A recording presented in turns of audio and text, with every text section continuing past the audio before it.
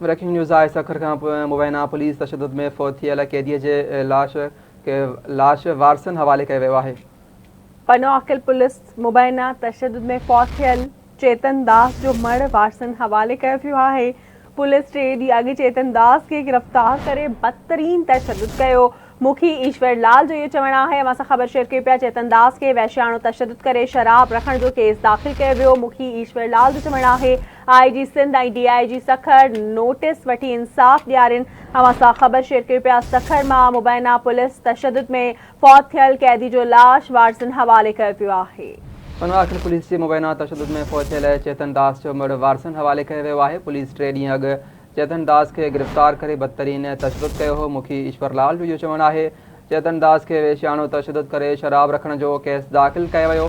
मुखी ईश्वर लाल जो इहो चवणु आहे IG सिंध ऐं DIG सखर नोटिस वठी इंसाफ़ ॾियारीनि। अहम ख़बर आहे सखर खां मुबैना पुलिस तशद्दुद में फ़ौत थियल कैदीअ जो लाश वारसन हवाले कयो वियो आहे। पनोआकिल पुलिस जे मुबैना तशद्दुद में फ़ौत थियल चेतन दास जो मड़ वारसन हवाले कयो वियो आहे। पुलिस 3 ॾींहं अॻु चेतन दास खे गिरफ़्तार करे बदतरीन तशद्दुद कयो हो। मुखी ईश्वर लाल जो इहो चवणु आहे चेतन दास खे वेश्याणो तशद्दुद करे शराब रखण जो केस दाख़िल कयो वियो। तफ़सील मालूम बनासी मोहरो महर खां अपडेट कजो कहिड़ा तफ़सील आहिनि। जी बिल्कुल हिंदू पंचायत फ़ौती कैदीअ जे वारसन जे तरफ़ां पनोआकिल पुलिस ते तशद्दुद करे चेतन दास खे मारण जो जेको आहे इल्ज़ाम हयो वियो आहे।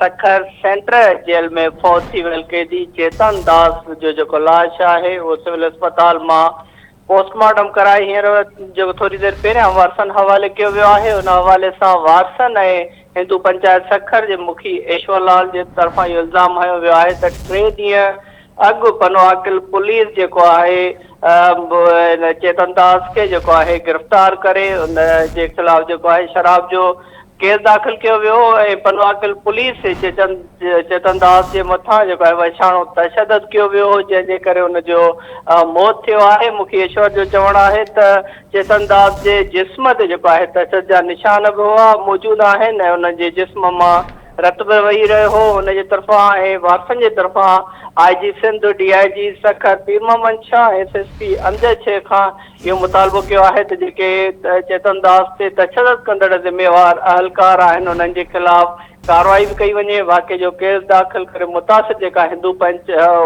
जो ख़ानदान आहे चेतन दास जे वारसनि सां खे इंसाफ़ ॾियारियो वञे। हींअर जेको आहे सिविल अस्पताल मां फ़ौत थी वियल चेतन दास जो जेको आहे लाश वारस जेके आहिनि एम्बुलेंस ज़रिए पनोआकिल खणाए विया आहिनि। जी